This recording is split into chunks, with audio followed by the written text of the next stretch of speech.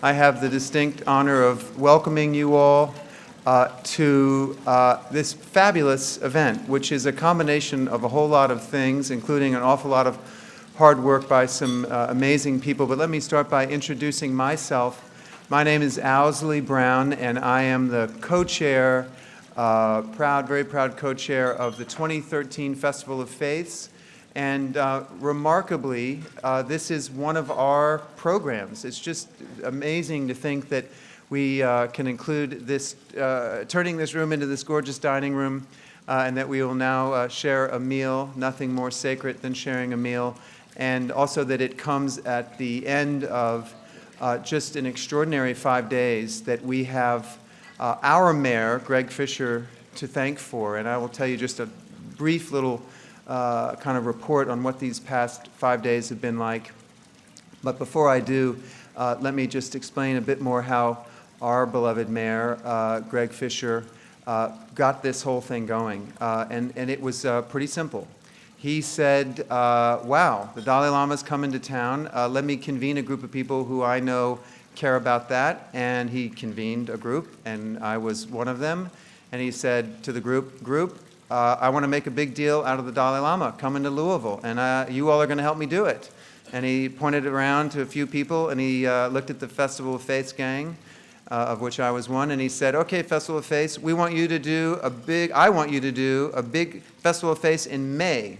And we had never done that before, and we paused with a little bit of trepidation, and we nodded that we would, of course. Yes, Mr. Mayor, because you are the greatest, we will do it. And by God, here we are. And it is just a joy to end this incredible week in this way. But let me tell you really what I would say, from my point of view, has been the kind of, I guess, the thing that I am personally taking away from these extraordinary programs, all of which were intended to kind of address the spirit behind the Dalai Lama and make the particular connection to our adopted son here in Louisville, Thomas Merton, and shine a especially bright light on the meeting that the two men had together just weeks before Merton's death in 1968, that would be recorded in Merton's journals as certainly one of the most influential meetings of his life, and then since then has been referenced many times over by His Holiness the Dalai Lama as one of absolutely the most important meetings of his life. So the connection for us in this city at this time is very, very strong to that particular meeting, and therefore seemed very appropriate to reference with respect to programming our festival. So we did. We programmed a festival with an attempt in an ecumenical way, which is the spirit of the Festival of Faiths, to kind of get at what it was that made that meeting between these two men so important. And I would say that really what they were figuring out was that their ancient traditions, and all of the ancient faith traditions, make plain that there's sort of a right way and a wrong way to live a life.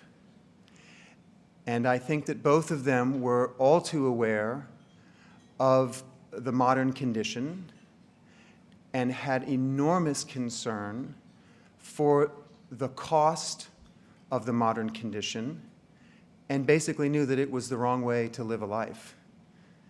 And they both felt a deep yearning and sense of urgency around sharing a message with as many people as they possibly could, that we needed to basically change our ways.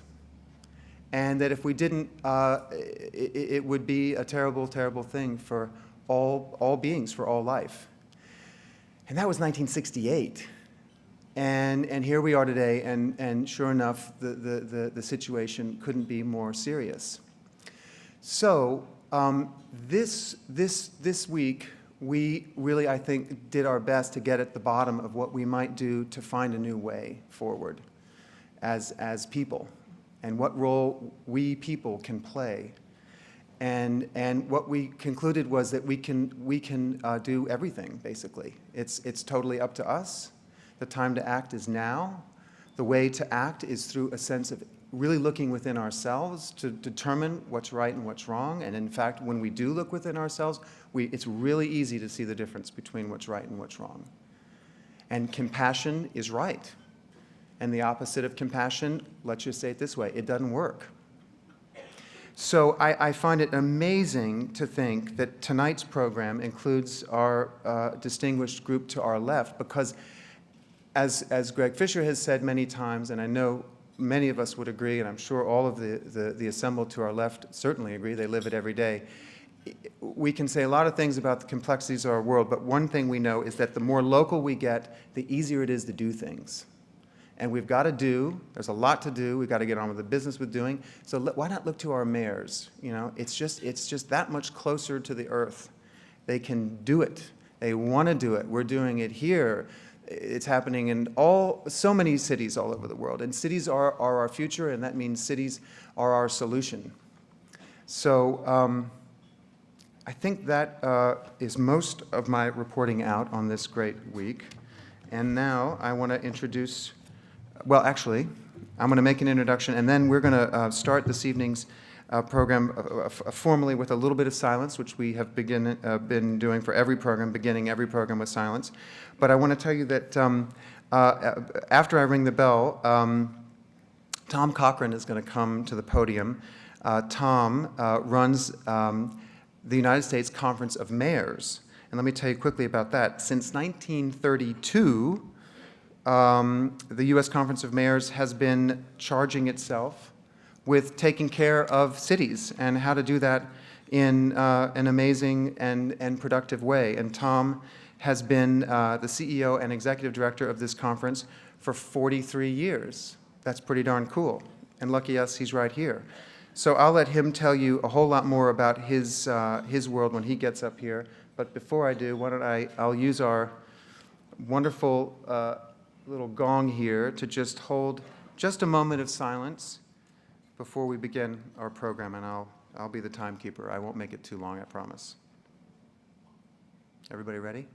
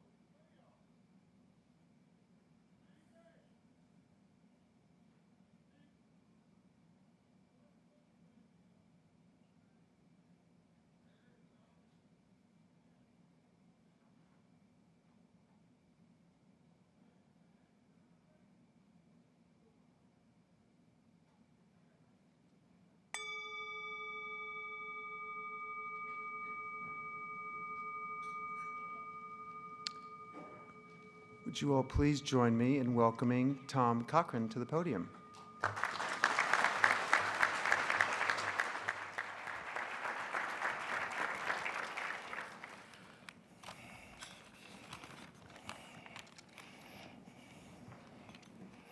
It is therefore of supreme importance that we consent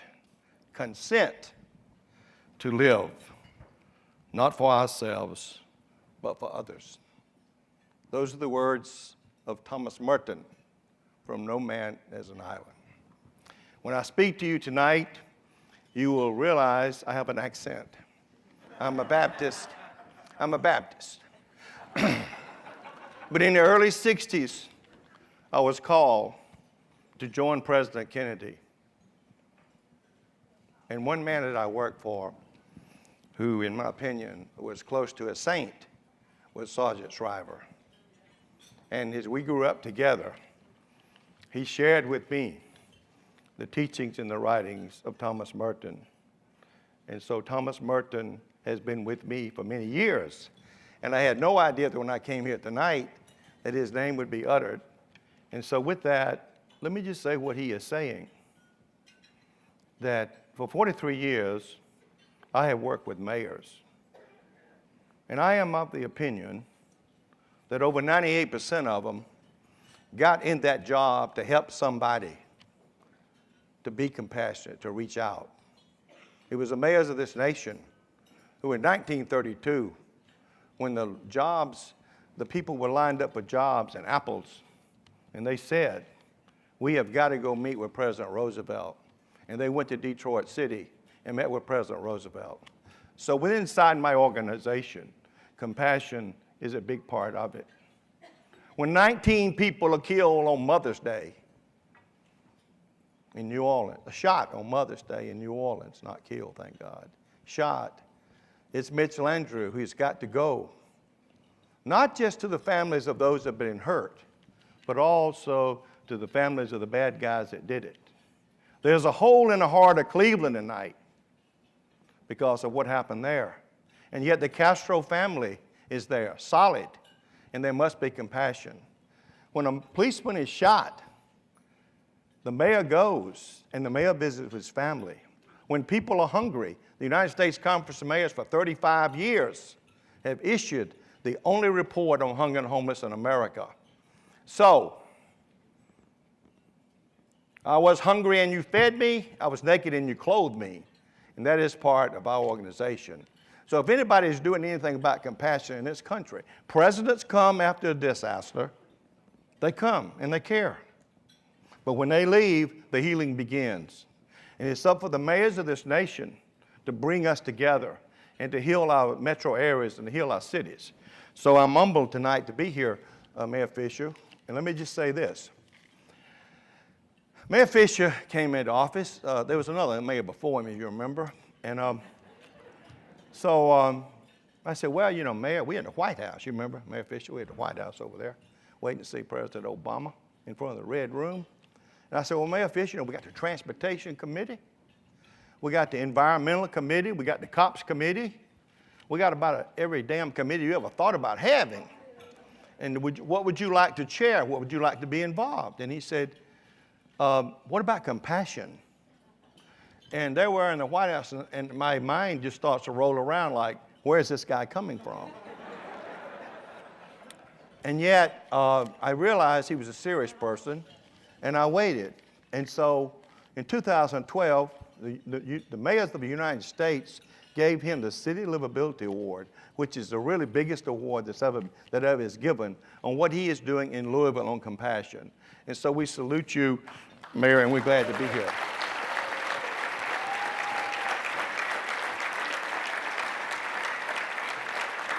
So, I'm going to introduce the panel, and we're going to start off and go round robin, and each mayor will come to the podium. I've already said something about Mayor Fischer, but we have also tonight from Columbia, South Carolina, Mayor Steve Benjamin.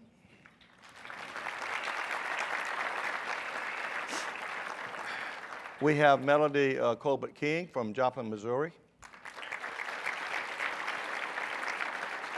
The tornado force were registered in Joplin, Missouri, is the strongest ever in the history of the world. Strongest ever in the history of the world. This was just not a little small tornado, okay? And we have tonight Farah Pandwith, who is the state representative for Muslim communities, and we're so happy to have you from the State Department. And so with that, I'd like to introduce the Mayor of Louisville. Thank you very much, Mayor Greg Fischer.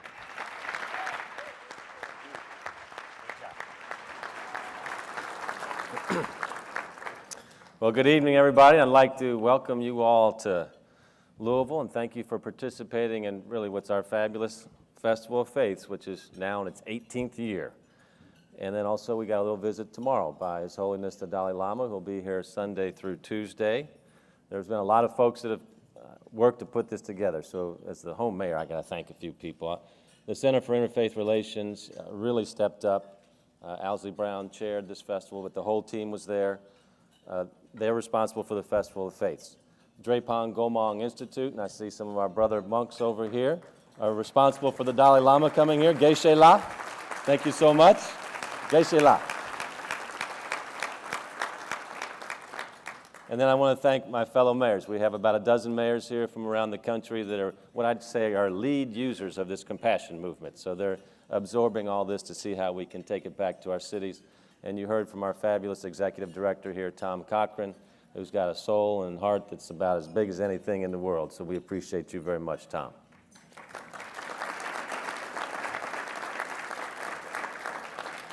So I'm a business guy, an entrepreneur that just happens to be mayor right now. I left the business world about 2.5 years ago. And in my inaugural address, I mean, you only have one of those on your first term, so I said, what should we focus on? And I said, how about 3 key values to help lead the city, guide the city? One value, becoming a healthier city. Second, becoming a city of lifelong learning and innovation. And the third was, how could we become an even more compassionate city?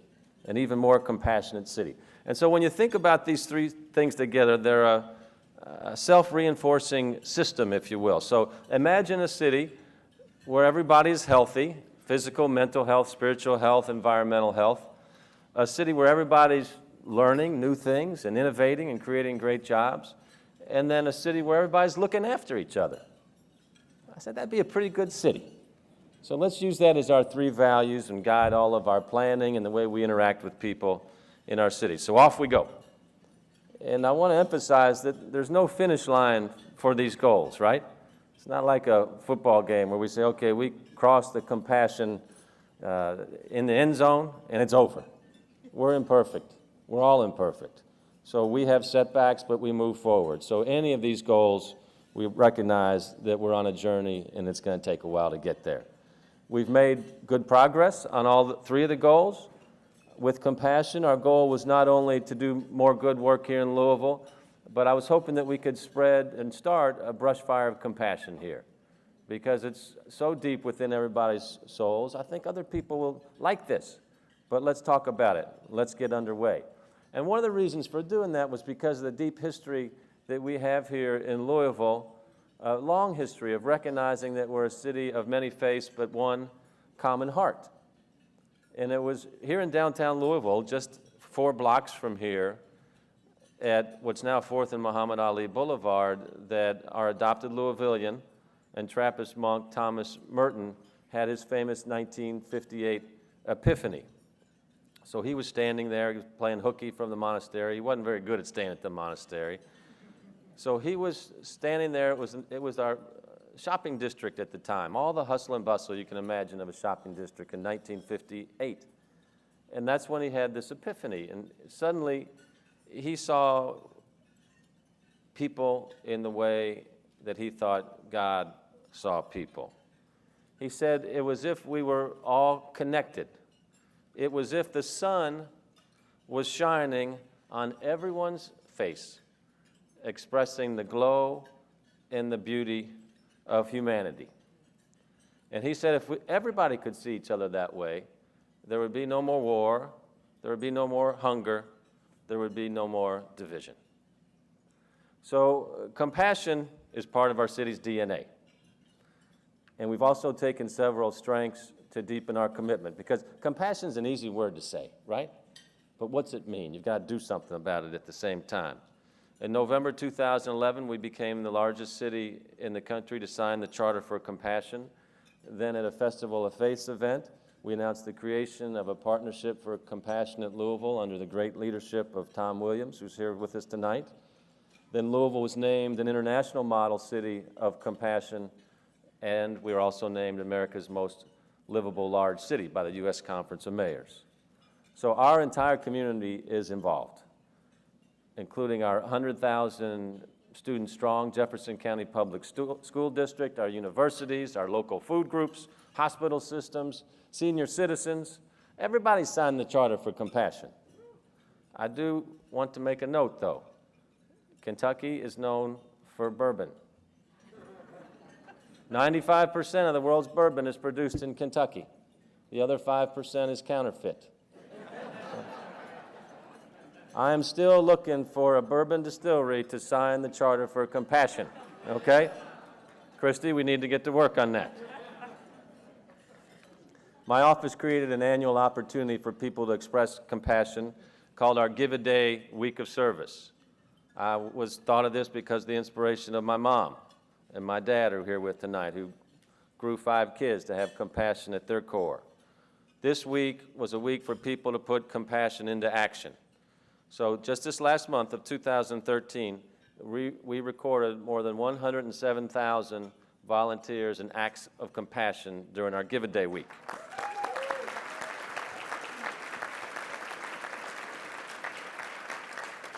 So that was the second week we did that. First week was 2012. When we started, I said, let's set a world record for compassion. People said, what's the world record? I said, I have no idea, but we're going to set it. We had 90,000 people in 2012. So with tongue firmly planted in cheek, I proclaimed, because mayors can proclaim anything, I proclaimed that we were the most compassionate city on the face of the earth. And then I challenged the other mayors at the U.S. Conference of Mayors meeting to unseat us as the global champion of compassion. And of course, as a compassionate mayor, I said I would help them beat us, okay? No one has risen to the occasion yet, mayors, I'm waiting.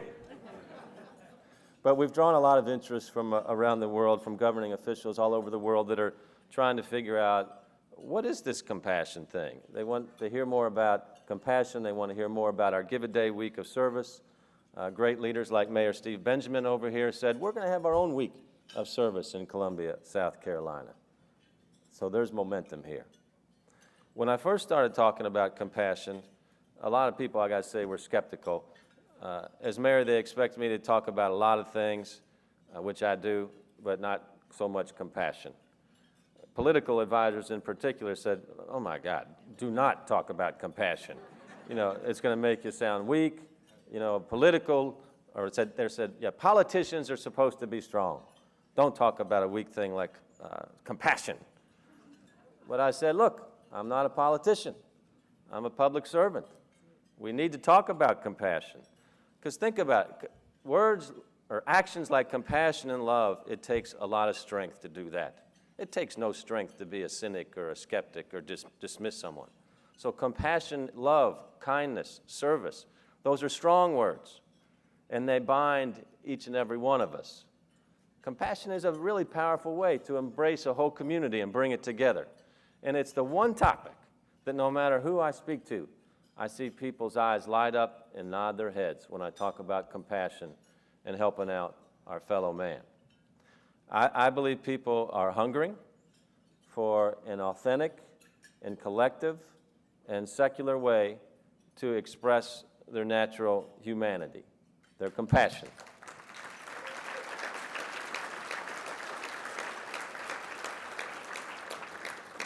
People want to bring all the faces of a community together. They're curious about the people that live on the other side of the tracks or in the north side of town, but they don't know how to interact with them. So when we have our days of service or when we have our Partnership for Compassion at Louisville meetings, these people get to meet each other, and then they have that common bond. And then it's us, as opposed to you and me, people fighting each other. It brings us together. And there's other compelling reasons why public officials should be promoting compassion other than building the culture of oneness in a city. The goals of compassion in business are closely aligned. So is raising graduation rates, is that a compassionate thing to do? Or is it good for business? It's both. Is ending the grip of urban violence, illegal handguns, is that an act of compassion? Or is it good for the economic and safety and well-being of a city? Obviously, it's both. And does encouraging people to look beyond religious or ethnic differences to work together, does that make us compassionate or does that make us a stronger city? Obviously, again, it's both. And think about the strength that a compassionate city has. It makes us more resilient. It makes us better able to handle tragedies that inevitably come our way. So I say compassion is great exercise, and it builds the muscle of a city. As I've stated, Louisville already had a lot of focus on compassion, faith, and justice. We have the Festival of Faiths, globally known, 18th year, the Muhammad Ali Center, and many other great institutions doing a lot of programming and innovative work around compassion. But most importantly, I believe that people are born with a natural drive to be compassionate, to love one another. When you see little babies crawl to people, they don't crawl to people and slap them in the face. They come looking for a hug. So no matter what age you are, or no matter what you look like, everybody's looking for a hug all the time. And our ability to create systems and processes and a culture in a city to be that platform for the hug or for the people to realize their potential, that's the job of the mayor. It really connects with people. It is, as Thomas Merton said, as if the sun is shining upon us all. So one job of leaders is to help light and spread that brush fire of compassion. It's in each and every one of us. And so now, I ask you all to go home, wherever it might be, and help spread the brush fire of compassion in your communities. Thank you.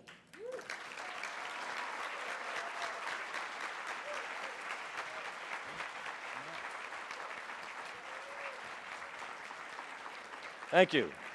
And next up, Mayor Steve Benjamin, Columbia, South Carolina. It's a rowdy bunch.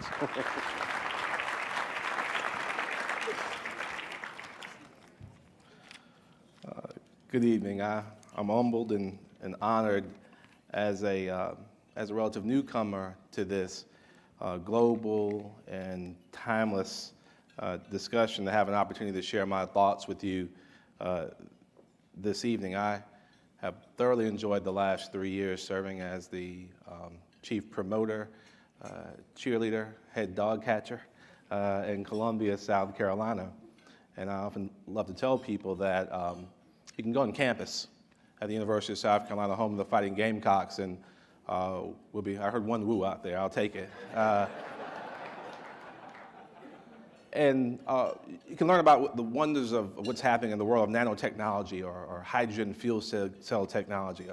Go on one of our military posts, Fort Jackson, the largest military Army training base in the world, and see all the incredible things that are happening. But I love when you step off of campus, you step off of post, and you see the things that make our city truly special. You still find men who open doors for ladies. You still find people who still pull over for funerals. You can still find sweet tea in restaurants. You find people who aren't reticent about thanking their God before meals. And you find people who understand that two of the most powerful words in the English language are thank you, thank you, thank you. And I certainly wanted to be here to thank each and every one of you, to thank my friend, Mayor Greg Fischer, for the leadership that he's taken in this compassion movement and bringing it to the wonderful organization that Tom leads so ably. I want to thank the organizers of this fantastic festival and thank the Brown family for their hospitality last night, the leadership of the Ali Center for the hospitality. Today you will make me the envy of my entire family, having met Muhammad Ali. This is really a special event, and I'm humbled to be a part of it. And when I was asked to present here, everyone, I think, assumes that because you serve in public office that you enjoy public speaking. And like many of you, I've never enjoyed public speaking. Every time I get up to speak, I think of the first time I spoke in my home church, St. John Baptist Church back in Columbia. When I was done, a little guy came up to me. He said, "When I grow up, I'm going to give you some money." I said, "Well, thank you, son, but why?" He said, "Because my daddy said you're one of the poorest speakers we ever had."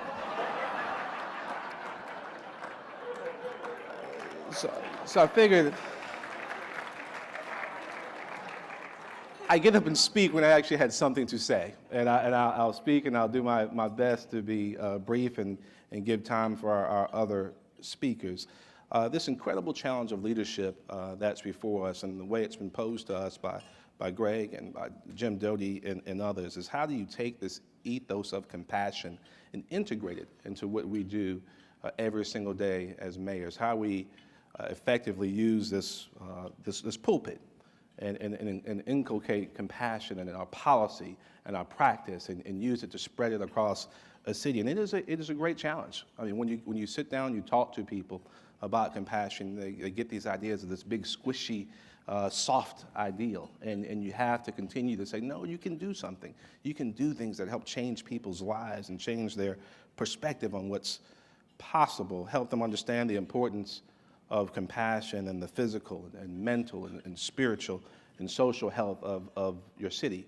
That it is indeed through the heart that we are all connected with others. I find it to be a natural connection because I realize I'm the beneficiary of a great deal of compassion. God could not have blessed me with two more wonderful parents. A wonderful father who would often leave home before we woke up in the morning for his first job, and he'd come home from his second job after we were in bed at night. I grew up in the 1970s, where everyone was aspiring to be macho and cool. We had the Fons, and we had Eric Estrada and Shaft, and my father, while he was incredibly cool and macho, never hesitated to hug his boys and kiss his boys and tell him what he expected of them. I thank my father for a number of things, but what I thank him for most is I thank him for loving my mother and setting a great example. A great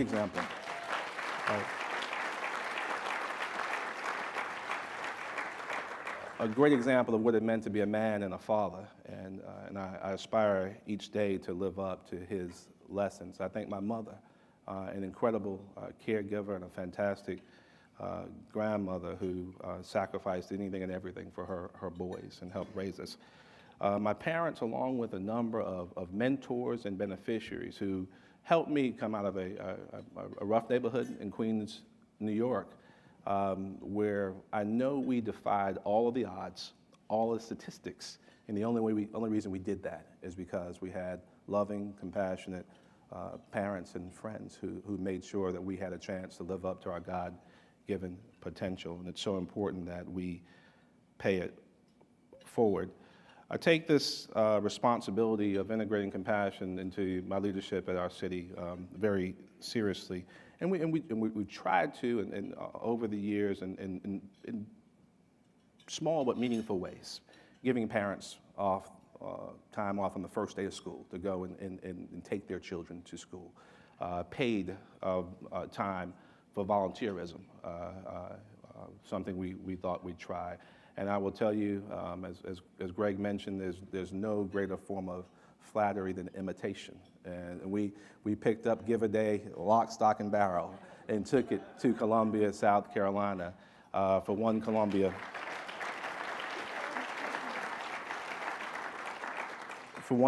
City Serve. The first year was this year, April 20th through the 28th, in which, as a city, we worked together, well over 1,000 volunteers our first year on hundreds of different projects, some existing well-run nonprofits mobilized into action, but also a way for people to create their own ideas. A lot of younger people, particularly millennials, aren't used to the structure or the corporate nature of many nonprofits, so they decided they wanted to bring their own projects to the table, and we set up a mechanism for them to do that through our website.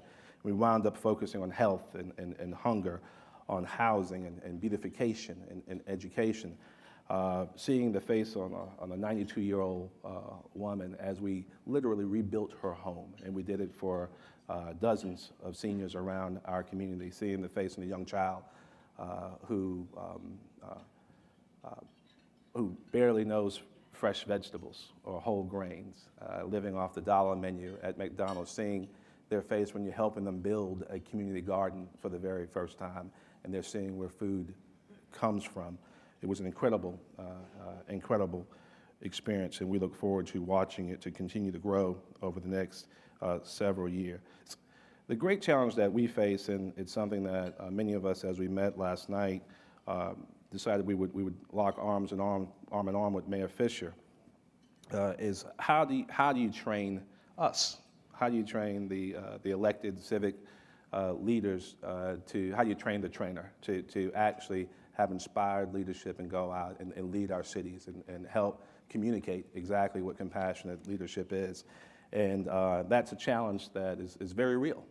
Is very real. Still in America, this great land of milk and honey, the wealthiest and most powerful nation in the history of the world, we are still faced every day with over 2,000 children born into poverty, over 5,000 children arrested every day.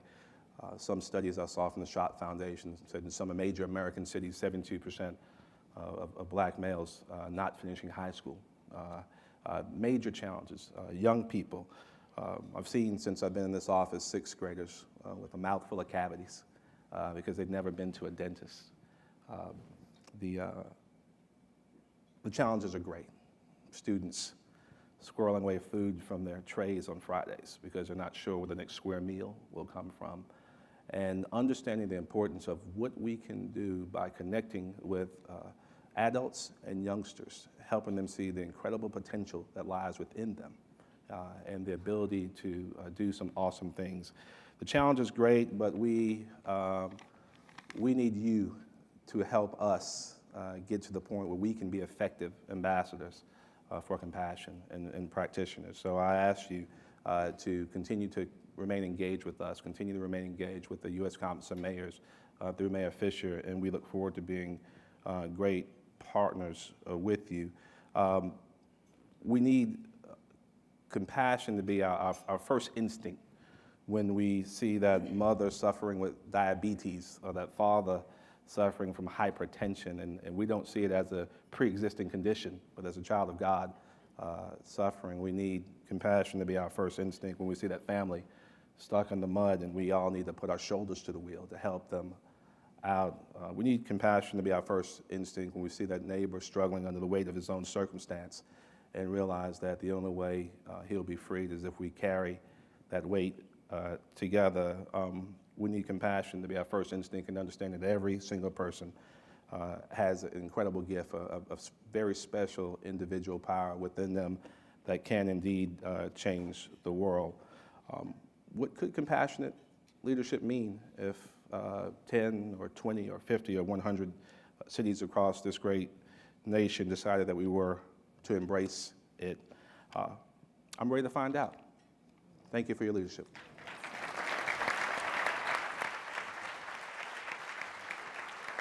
And thank you, Mayor Benjamin.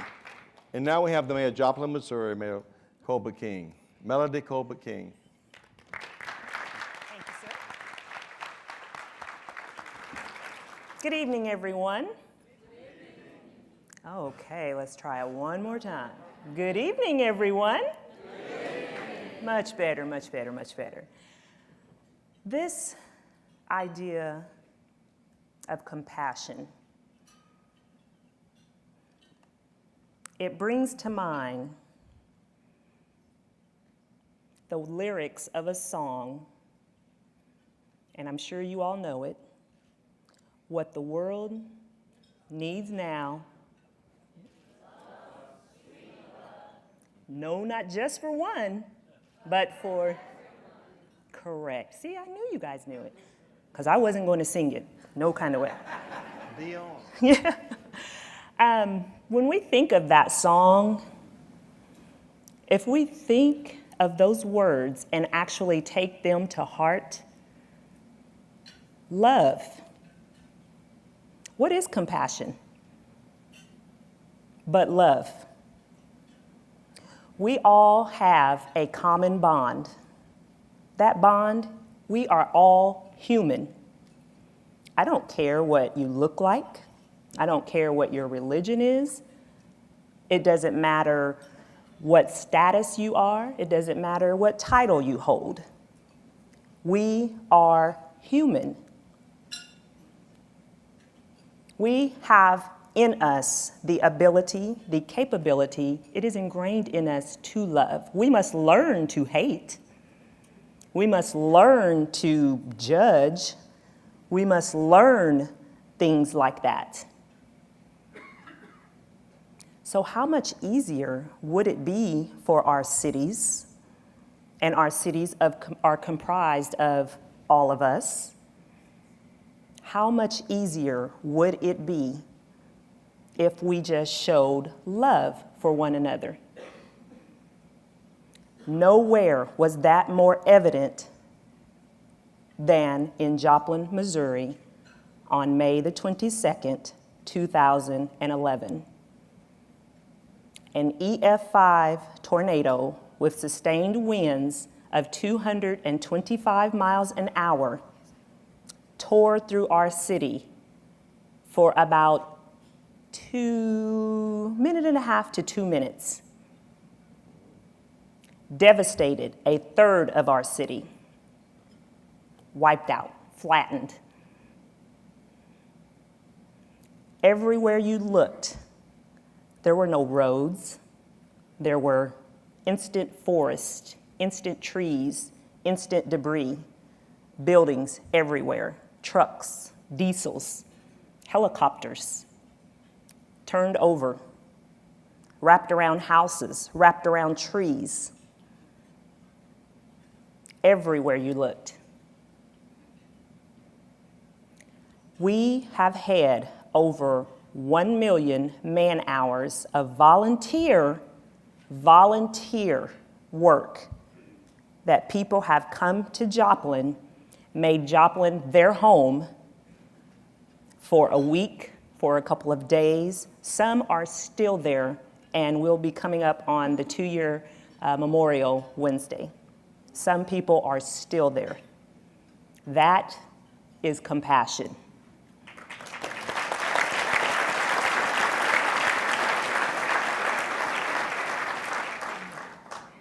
There are no words that we could ever utter to show our sincere appreciation for all of the people that have been to Joplin, that continue to come to Joplin, that give up, that sacrifice their time, they sacrifice their family's time, they sacrifice jobs. We have had people, and I never don't recommend this for anyone, but we have had people leave their jobs, not like a leave of absence, but leave their jobs, and have been in Joplin for almost 2 years now, assisting families, because there are still families that need cleanup. There are still families that need help rebuilding their houses. We have come a very long way, by the grace of God, a very long way in getting our city back to a semblance of normalcy. We have a very long way to go. But we know that it can be done. We know that it can be done.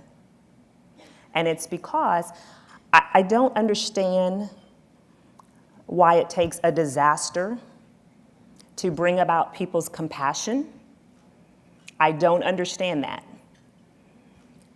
Why can't we show this love, this unity, any other time?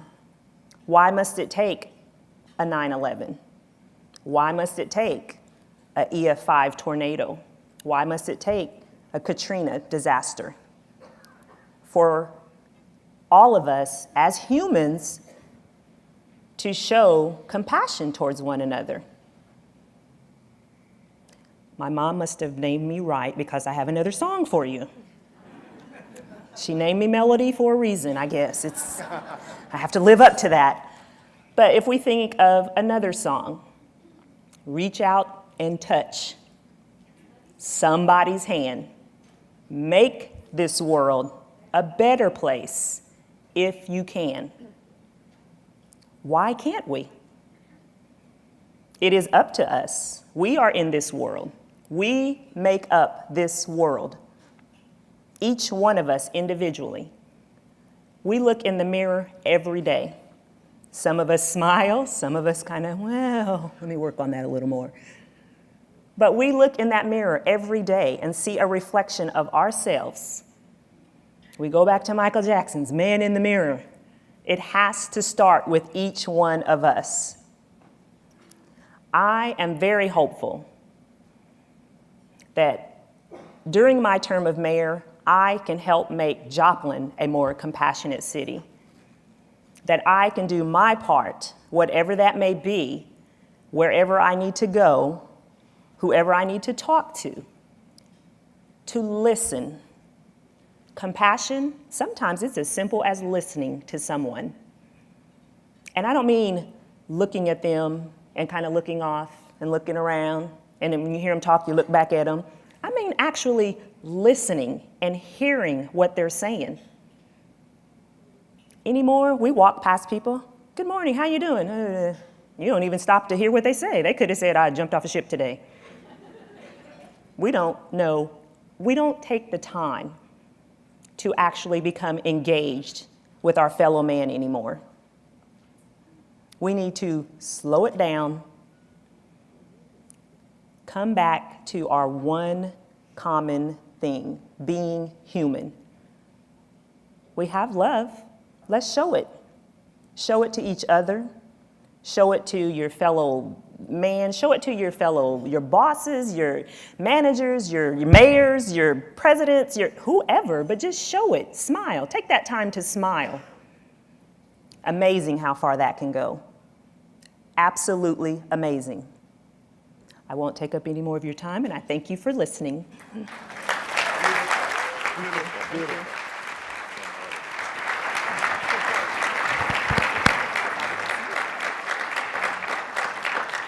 And so now we have Ms. Farah Pandwith, the Special Representative from Muslim Communities from the U.S. State Department.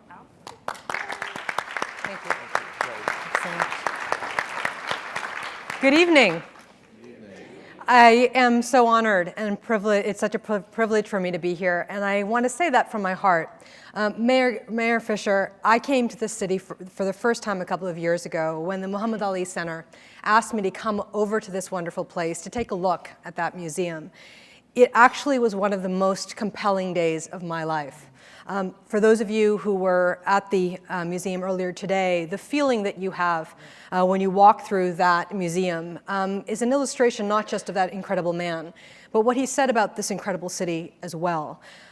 In the 2 days that I've been here, the hospitality, the warmth, the kindness, the genuine sincerity of the people have shined through, and I want to thank you very much for inviting me to be here, not just on this panel, but to be part of this movement that you have created.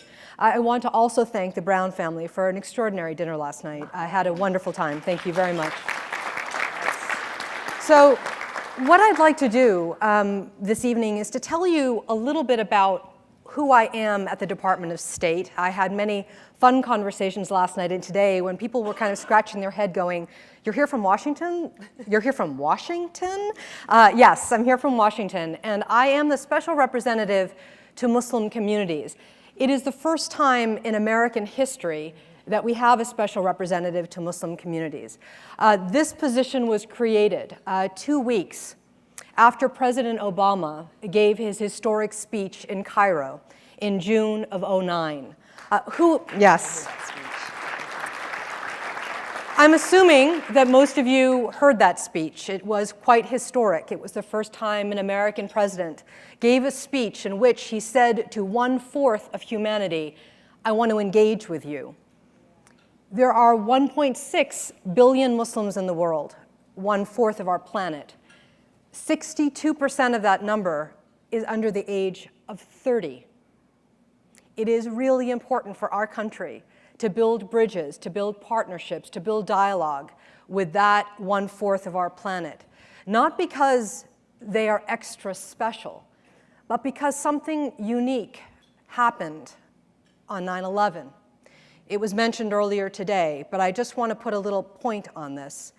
Think about the fact that this generation that I've just described has grown up every single day since September 12th, 2001, with the word Muslim or Islam on the front page of a paper, online and offline. That has recalibrated our entire planet. So many of you in this room are working on issues that have to do with that historic and devastating day. But so much of this, the movement that I think that you're all part of, the mayors in this room, certainly the leadership that has come forward, is about understanding how to build the communities on the local level so that we can make a difference on the national and the international level. My hat is absolutely off to the mayors here today. You mentioned earlier today, Mr. Mayor, the importance of youth. You talked about communities and grassroots. There are 3 components to my job. The first is that I have a global mandate. I engage with Muslims and Muslim majority countries, as well as Muslims that live as minorities, because a Muslim that lives in Dublin, Ireland, is as important to us as a Muslim that lives in Dhaka. Dignity. Dignity of all voices. So that's the first part of my job. The second part of my job is I'm engaged with young people. Why? Because of the statistics I've told you, and because I know, and so do you, the power of this generation. This generation, like no other in mankind, has the capacity, because of technology, to move ideas around the planet with a swish of their phone. With 140 characters on Twitter, they can send ideas around the world. What kind of ideas is the issue? Al-Qaeda and their affiliates would like to describe the world as an us and a them. That narrative has to break down. And what my third component of my job is to build platforms for young people to tell their stories, to move their ideas forward. I talk about the fact that there is a youthquake happening around the world, that young people are shaking things up.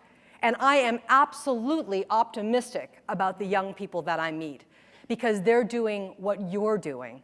They're pushing back against the stereotypes and the sound bites. They're pushing back against the us and the them. They're recalibrating our planet. That's what I do day to day. I go around the world on behalf of our great nation, and I work with our embassies around the world to engage with young people and find ways that we can build platforms so we're engaging at a time of non-crisis, not just in a time of crisis. In the capacity of special representative, I've traveled to more than 80 countries around the world in the last 4 years, and I have felt great honor to serve my nation. And as I've done this job, the most compelling part of it is to meet the young people. But something really dramatic happened to me in 2010, and I want to tell you this story because I'm going to come from full circle to why we're here tonight. So I've just described what I do for a living on behalf of our country.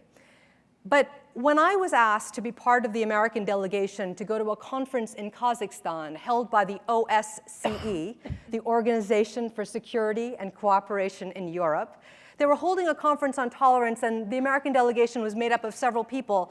I was asked to speak on a panel on what they called Islamophobia. They had 4 panels: Christophobia, Islamophobia, anti-Semitism, and everything else. I'm not joking. You cannot make this stuff up. As a member of the US delegation, I was there. I had a prepared comment that I had to give on behalf of the United States, and one of my colleagues at the State Department at the time, a woman named Hannah Rosenthal, was the US envoy to combat and monitor anti-Semitism. That is a congressionally mandated position. Hannah and I have very different jobs. We decided to do something that no American has ever done, and we actually didn't ask permission to do it. This is what we did. We inserted something into both of the speeches that were exactly the same, and I'm going to tell you what that is at the very end. But when they called on the Americans to speak on anti-Semitism, I stood up, and I gave this speech on anti-Semitism. When they asked the Americans to speak on behalf of Islamophobia, Hannah did the same. Here's what the last paragraph said: hate is hate, no matter who the victim is. What we learned that moment was that the messenger matters. The countries that came to this conference stood up all of a sudden and said, how are the Americans doing this? They've never done this before. But this is why my life was changed. Because civil society that came to that meeting came to us and said, Farah, Hannah, you're using your podium, the platform of the US government, to tell us something that we need to be told. Can't you mobilize this in a bigger way? It wasn't my job to do this. It wasn't Hannah's job to do that. But we said, of course we have to do more. Of course we must. And we came back to Washington and we thought about it. How do we do this? How do we use our podium to push back against hate? I don't need to tell you about the statistics globally in terms of how hatred has moved up on our planet. It is shocking that in 2013 that we are not a more compassionate planet. But every voice, every individual, every community matters. And so we were trying to figure out a way, how do we mobilize the youth? How do we get them to do what we know that's inside of them? And here's what we decided to do. In 2011, we launched a campaign using Facebook. It wasn't a State Department campaign, we just simply catalyzed it. And here's what we called it, Hours, H-O-U-R-S, Hours Against Hate. And we asked young people to volunteer an hour or more of their time for someone who doesn't look like them, pray like them, live like them, or love like them. And we set it free. And we said to young people all over the world, do what you want to do. Volunteer your hours in any way you want towards this issue. And all of a sudden, we started getting hours posted on the Facebook page, and a movement began. We had mayors from all over the world who adopted the campaign. The mayor of Cordoba, Spain, said this was a city at one time that had the three great Abrahamic faiths that lived side by side. We need to talk about this again. So Hannah and I went to Cordoba with our American ambassador, and we talked about this. And the university students at the University of Cordoba said, it's ours, and this is the year of volunteerism. We want to make this ours. We had a mayor in Turkey who did the same. We had a mayor in Beirut who did the same. We went around the world and we talked about this campaign. But it wasn't about us. It was about the young people that decided that they wanted to make a change in terms of the world that they're living in. And that's my point. I believe in this generation. I've seen what they can do. And guess what happened?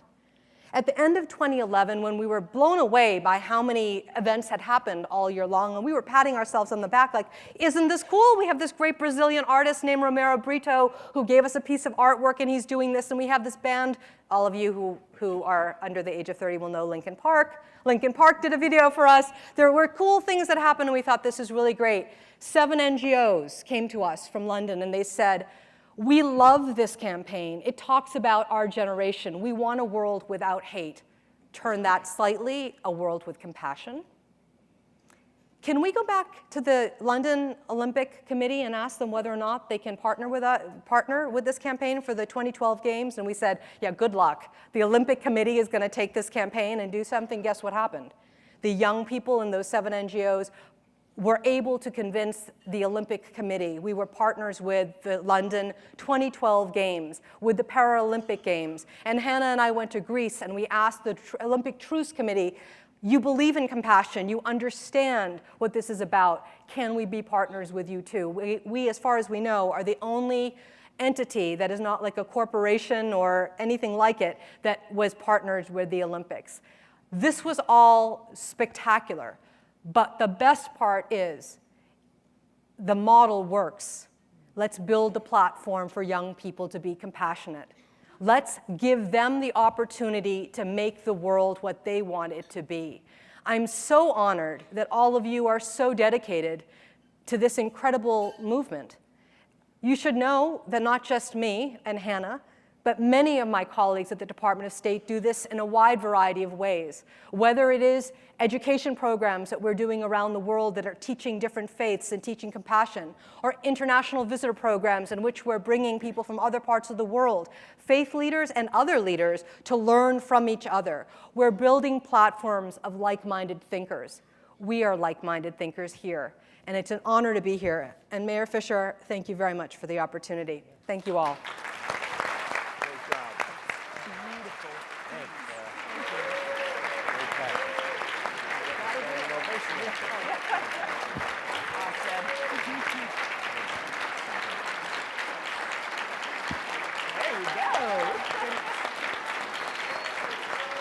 Okay. Stand up, stand up.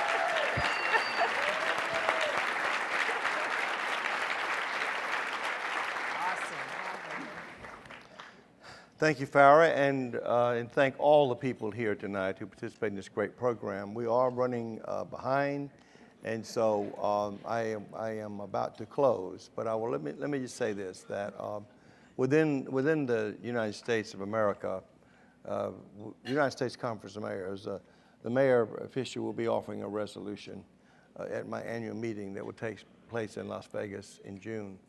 And so, as the mayor said, these words are beautiful, but acts is what it's all about. And so we have got to, and we will develop, we pledge tonight to develop a working plan, because each mayor knows his and her city and better than anyone. And you can't just do a cookie cutter number on this thing, because we have Vietnamese living in New Orleans, we have Hmongs living in Minnesota, this beautiful nation. So we'll continue to work, and Farrah, thank you so much for your remarks. We will continue to work to take this meeting here in Louisville as a landmark meeting, and we can say that the resolution that we passed to the courts of Louisville to go forward be very practical for things that we can do working with all of the different aspects of our cities throughout the United States and the world. So thank you very much for being here, and thank all of the participants. We have enjoyed this very much. Thank you.